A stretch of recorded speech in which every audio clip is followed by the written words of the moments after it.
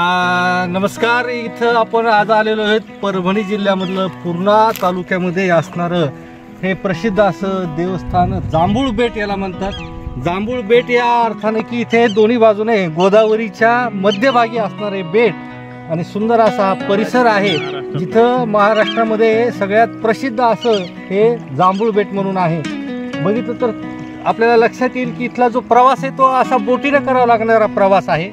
मध्य भागातून पाणी तिकडे जर पाहिलं तर आपण तिकडे एक बोट उभी दिसते आपल्याला. तिथले लोक ये जा करतात. आज महाशिवरात्र आहे आणि महाशिवरात्रीच्या शुभ दिवशी आज आम्ही या पावन पर्वावर इथं उपस्थित आहोत. माझ्यासोबत आहेत प्राध्यापक गोविंद सुरेश सर, आदरणीय आमचे दुधाटे साहेब, गोविंदराव दुधाटे साहेब, नामदेव शिंदे साहेब, मी स्वतः प्रशांत देशमुख आणि आमचे मित्र जे व्हिडिओ करत आहेत ते आमचे अण्णासाहेब जगताप, आजचे आमच्या टूरचे मॅनेजर, आणि दुधाटे साहेब म्हणजे आमचे मार्गदर्शक आजचे.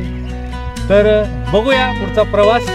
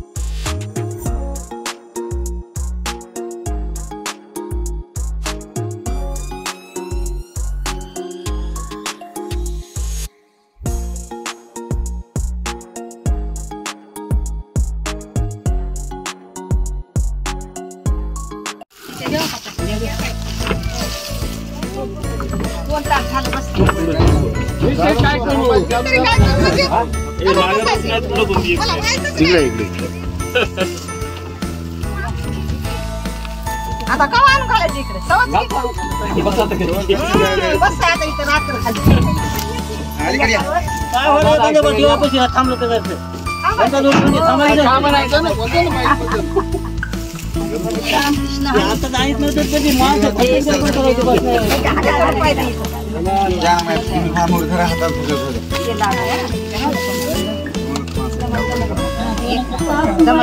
काय नाही गडबड दमा नाही.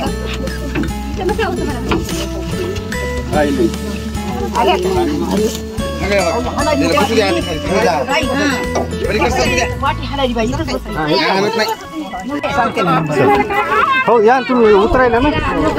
आपण ती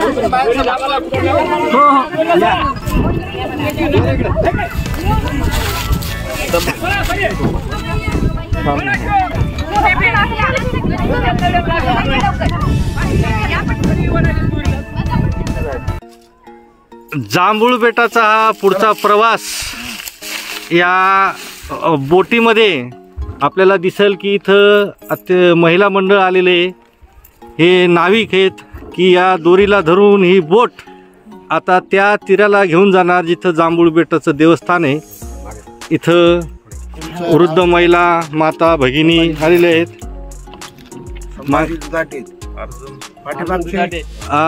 अर्जुनराव दुधाटे, त्याची मेहनत खरंच बघा. या दोरीला धरून ही बोट आता त्या तीरावर जाणार आहे. मागचे मामाचं काय नाव? मागचे संभाजीराव दुधाटे साहेब.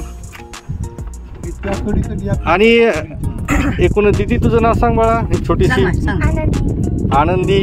आनंदी आनंदगडे जिकडे तिकडे तो इकडे. आजी, आजी तुमचं काय नाव आहे सांगा? सारजाबाई. सारजाबाई पण आहेत. गयाबाई. आता या आजीचं वय बघितलं आणि त्यांचा उत्साह बघितला, देवाच्या प्रति श्रद्धा बघितली तर कौतुक करावं लागेल. आजी तुमचं काय नाव आहे? गयाबाई. आजी इथं येता, मागे ताई येता.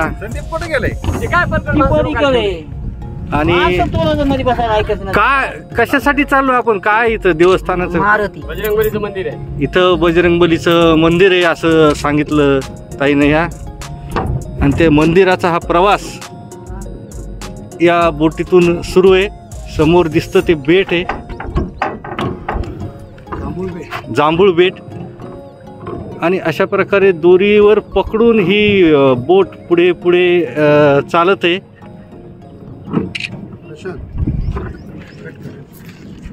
या पुढचं देवाचा तो देव शंकर भिल्लनीशी बोलला, देवाचा तो देव शंकर भिल्लनीशी बोलला, ऐसे दुरंदर माया पार्वतीने टकविले संभाला, ऐसे दुरंदर पार्वतीने टकविले संभाला.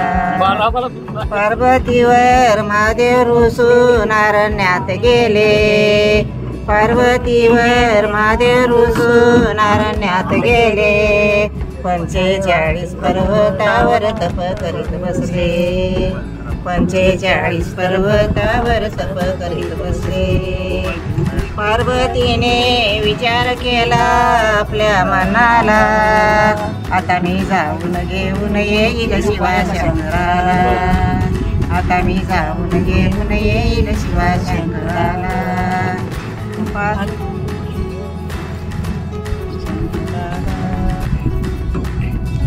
पायी घुंगर वाजू लागले नाद चौभोवती, पायी घुंगर वाजू लागले नाद चौभोवती, नेत्र उघडून पाहू लागले महादेव तिरभवनी, नेत्र उघडून पाहू लागले महादेव तिरभवनी. तू कोणाची कोणास्तुरी सांगा मासी, तू कोणाची कोणास्तुरी सांगा मासी, रंगीवनी मी एकटी लागल सदपाटी, तुम्ही गोसाई लंके बाये दया नाही होती, तुम्ही गोसाई लंके बाये दया नाही होती. पायी घुंगर वाजू लागले नाद चौभोवती, तू कोणाची कोणास्तुरी सांगा मासी.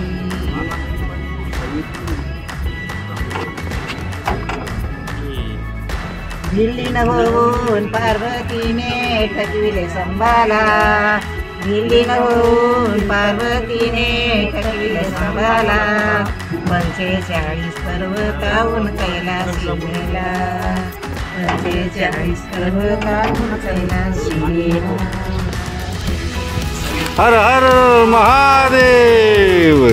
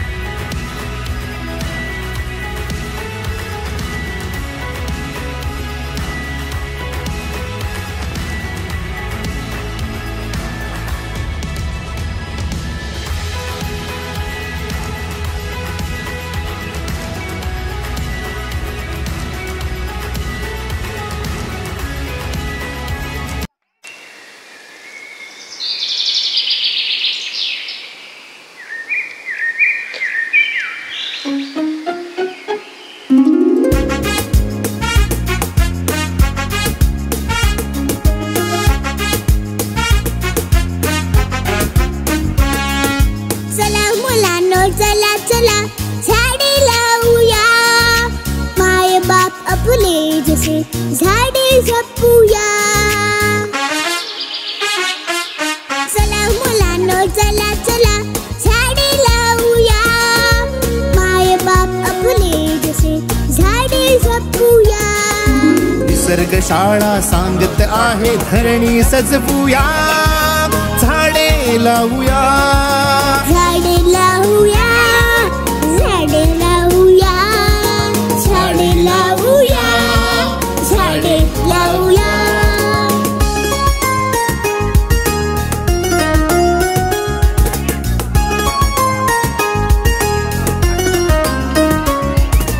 पेरू आंबा फणस आणि चिंच लागते कशी, आवळा म्हणता नदी जबेची पाझरते पटदिशी. वनराईला डोंगर मुंगे चिखलाची उशी, तिथे वडाला लोंबत आहे आजोबांची विशी.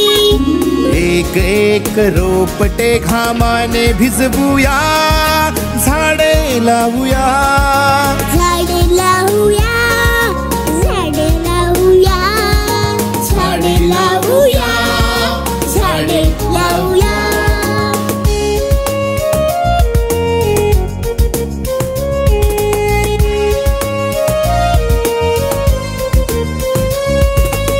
भावणीचे या लग्न लावूया, रक्षूया रक्षिता, झाडे गातील मंगल गाणी थेंबांच्या अक्षरा,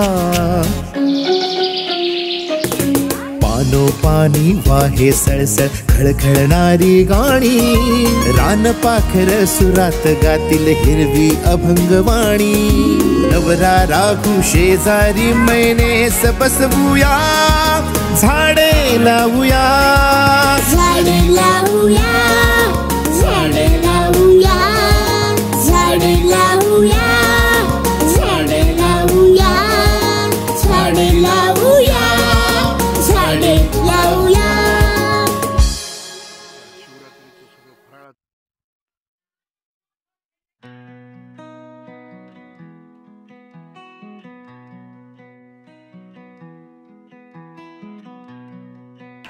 जांभूळबेट हा एक आपल्या महाराष्ट्रातलं सगळ्यात मोठं पर्यटन ठिकाण आहे, पण हे आणखी लोकांपासून पोहोचलं नाही. पण आज संवर्धन समितीच्या निमित्तानं आज इथं कामं 3 वर्षापासून चालू आहेत. इथं बरेच कामं आजपर्यंत केलेत आणि इथून मोठी संवर्धन समितीच्या वतीनं करायचे आहेत. आता येणाऱ्या काळामध्ये आपल्या जांभूळबेटसाठी असा एक मोठा महाराष्ट्र शासनानं निधी उपलब्ध करून द्यावा. तेव्हा खासदार आमदार असतील यांनी सुद्धा यांच्याकडे थोडंसं काळजीनं लक्ष द्यावं.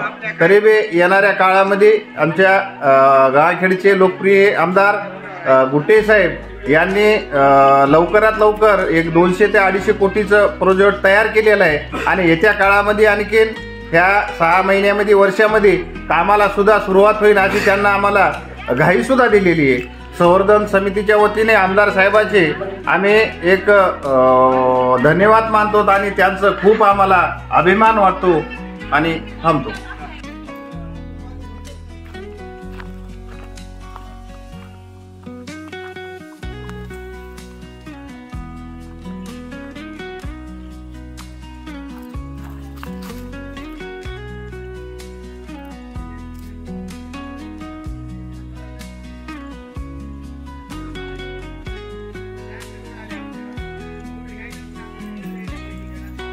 ओके. आज जांभूळबेट येथे भेट दिली. माझ्यासोबत आमचे सर्व मित्रमंडळ आहे. आम्ही असं पर्यटन वेगवेगळ्या ठिकाणावरती करत राहतो. अख्खा भारत आम्ही सर्वजण मित्र सोबत फिरलो आहोत, ज्यामध्ये प्रशांत देशमुख, नामदेव शिंदे आहेत, गोविंद सुरोशे आहेत. आम्ही सर्वजण मिळून आज गोविंद दुधाटे सरांना इथं घेऊन आलो. जांभूळबेटावर येण्याचा खूप दिवसापासूनचा माणूस होता. आज आल्याच्या नंतर खूप आनंद वाटला. इतकं निसर्ग सौंदर्य इथं आहे. लहानपणी मी माझ्या आजोबाच्या सोबत, घोडा इथं माझी आत्या आहे, तर इथून नदीतून जायचो. जांभूळबेट लहानपणी पाहिलेलं होतं, पण आता याचं पाण्याचं सौंदर्य, दोन्ही बाजूनं पाणी आणि मध्यभागी जांभूळबेट, खूप सुंदर जांभूळबेट तयार झालेलं आहे. या जांभूळबेटाचा विकास करण्यासाठी इथे संवर्धन समिती नेमण्यात आलेली आहे. कांतराव काका देशमुख यांच्या अध्यक्षतेखाली सर्व मंडळींनी एकत्र येऊन, गोविंद दुधाटे असो, मग त्यामध्ये नांदेडचे देशमुख असो, या सगळ्यांनी एकत्रित येऊन याचा विकास करण्याचा प्रयत्न सुरू केला मागच्या 3 वर्षापासून. आणि 3 वर्षापासून जांभूळबेट जे पूर्वी खूप प्रसिद्ध होतं, मध्ये दबलं होतं, ते आता पुन्हा सगळीकडं प्रसिद्ध व्हायला लागलेलं आहे. आणि इथं तुम्ही पाहिलं की इतके जण पिकनिकसाठी यायला लागलेत, म्हणजे होडीतून सगळेजण पिकनिकसाठी येत आहेत. खरं जर पाहिलं तर आपल्या मराठवाड्यामध्ये अशी सौंदर्य पर्यटन स्थळं नाही आहेत असं म्हणतात, पण वास्तवामध्ये ती आहेत. त्याचा विकास करण्याचा मानस लोकसहभागातून आणि लोकप्रतिनिधीकडून हवा, तो करणं गरजेचं आहे. मला असंच या समितीकडून आता गोविंदरावकडून कळालं की इथले आमदार या जांभूळबेटासाठी एक प्रोजेक्ट उभा करून निधी मिळवण्याचा प्रयत्न महाराष्ट्र शासनाकडून करत आहेत. त्याच पद्धतीनं इकडचे आमदार म्हणजे पूर्णा आणि गंगाखेड यांच्या मध्यभागी हे जांभूळबेट आहे. तर पूर्णेचे आमदार म्हणजे हे दोन्ही याच्या अंतर्गत हा विकास होणं गरजेचं आहे, त्यात लोकसहभाग होणं गरजेचं आहे. आणि सर्वांनी मिळून इथं जांभूळबेटाला अवश्य भेट द्यावी. आपल्या मराठवाड्यात इतकं सुंदर एक बेट आहे आणि त्या बेटावरती गेल्याच्या नंतर अक्षरशः समुद्रामधल्या बेटावरती गेल्यासारखं वाटतं. हे बा इतकं पुरातन काळातलं हे जंगल, याची जर तुम्ही वेगवेगळी रूपं बघितली तर ही वेळ पहा किती आडेवेडे घेत वर गेलेली. खरं जर पाहिलं तर ह्या सगळ्या ठेवा आहे म्हणजे ही पुरातन काळातली सगळी झाडं तुम्ही येत असताना जांभळीची झाडं बघितली असतील जी पाण्यात आहेत. पुढे वर हे तिथे अजिबात नको म्हणजे त्या तिथे एक मऊळ बसलेलं आहे, आगीमऊळ आहे. हे इथे पहा हे आणि हे जसं तसं नॅचरल पद्धतीनं खरं जर पाहिलं तर मुलांना हे दाखवणं गरजेचं आहे. म्हणून जांभूळ बेटावरती या, पिकनिकला या, मस्त मजा करा. तुम्हाला कुठेही म्हणजे जम्मू काश्मीरला जाल तिथे तुम्हाला बर्फ मिळेल, राजस्थानमध्ये गेलात तुम्हाला तिथे वाळू मिळेल, केरळमध्ये गेलात तुम्हाला पाणी मिळेल. इथे सगळंच आहे. भूमीवरती एक बेट जे दोन्ही बाजूनं छान नदी आहे आणि मध्यभागी हे बेट तयार झालेलं आहे. इतकं सुंदर हे बेट आहे. ही वेल जी गगनाला भिडलेली आहे. किमान ही वेलीचं जर रूप बघितलं तर यावरून एक गोष्ट लक्षात येईल की 20-25 वर्षापूर्वीची वेल आणि हे मोठं झाड. किती सुंदर हा परिसर आहे. सगळ्यांनी याकडे लक्ष देणं गरजेचं आहे, खूप महत्त्वाचं आहे. आणि मुद्दाम ही जांभूळ बेटावरती स्टोरी तयार करत आहोत की आपल्यापर्यंत पोहोचती व्हावी आणि आपण इथं यावं, घडीतून यावं. असं सुंदर जंगल म्हणजे एकाच वेळी सगळ्या गोष्टी इथं आपल्याला पाहायला मिळत आहेत. धन्यवाद.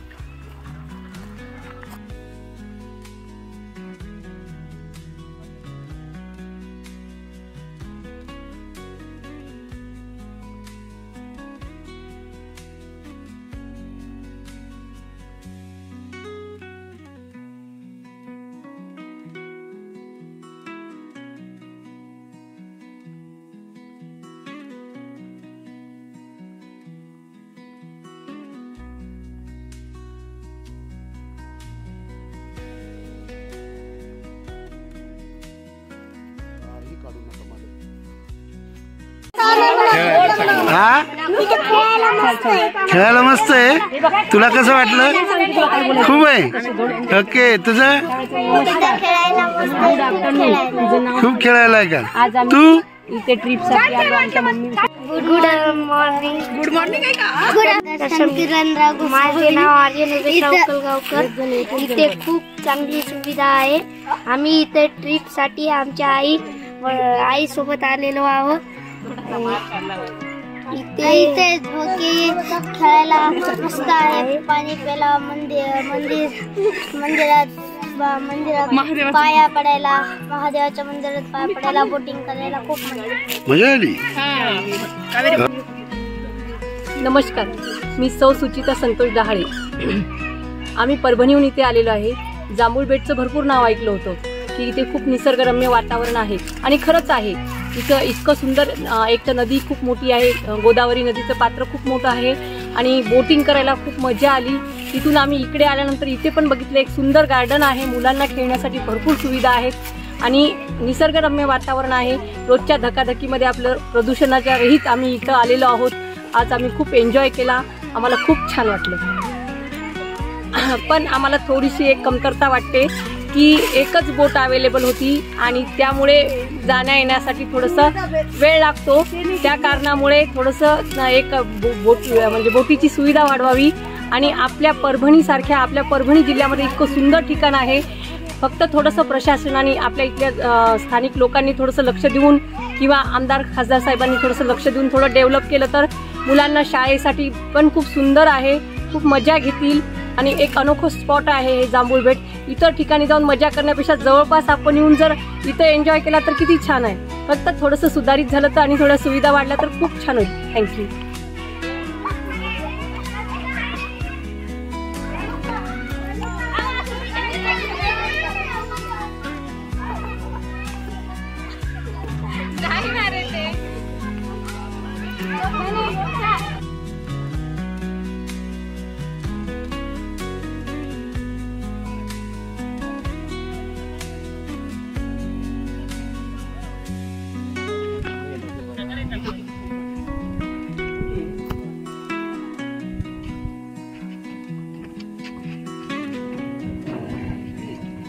आपला परतीचा प्रवास बोटीवरून पहिल्यांदा बघायला जांभूळ बेट आणि दोन्ही याच्यावर बघितलं. आता आपण मध्ये प्रश्न ऐकले, किती त्रास होतो यांना. म्हणजे सकाळपासून हे मेहनत घेत आहेत आणि सकाळपासून सगळ्या पर्यटकांना इथे जे येत आहेत त्यांना हातानं मेहनत घेऊन यांनी कित्येक फेऱ्या आमच्या देखत मारलेल्या आहेत. म्हणजे काही महिलांनी यांनी एक प्रश्न उपस्थित केला की इथे थोडीशा सुविधा उपलब्ध करून देणं गरजेचं आहे. असं ठिकाण जर मराठवाड्याच्या बाहेर पश्चिम महाराष्ट्रात किंवा दुसऱ्या राज्यामध्ये असलं असतं तर ताबडतोब विकास झाला असता. पण आपल्या मराठवाड्याला दुष्काळ सगळ्याच गोष्टीचा आहे. किती सुंदर पहा परिसर आहे. म्हणजे चारही बाजूनं नदी वाहते आणि मध्ये बेट आहे जांभूळ बेट. जांभळीची झाडं पाण्यात आहेत. याचं एक वैशिष्ट्य बघा की हे कित्येक वर्षापासून पाण्यात आहेत तरी सुद्धा हिरवीगार आहे. म्हणजे संशोधकांनी यावरती संशोधन करून आम्हाला सांगावं, कारण आम्ही निसर्गतज्ञ नाही आहोत, निसर्गप्रेमी आहोत. निसर्गतज्ञ माणसांनी सांगावं की कसे जगत असतील. पाण्यामध्ये आज जवळपास कित्येक वर्षापासून ते आहे आणि फळं लागतात. ही मेहनत ह्या सफरीचा उद्देश हाच आहे की यातून जांभूळ बेट सर्वांना कळावं. आणि दुसरी महत्त्वाची गोष्ट की अशा पर्यटन स्थळाकडे जाणकारांनी, लोकप्रतिनिधींनी, शासनाने, प्रशासनाने लक्ष देऊन याला विकसित करावं, जेणेकरून आपल्याही परिसरामध्ये फार सुंदर पर्यटन स्थळ सर्वांना पाहण्यासाठी उपलब्ध होईल. काखेत कळसाण गावाला वळसा म्हणण्यासारखी गोष्ट आपण अनेक राज्यांमध्ये जातो, तिथं पाहून येतो आणि आपल्या जवळ इतकं सुंदर आहे.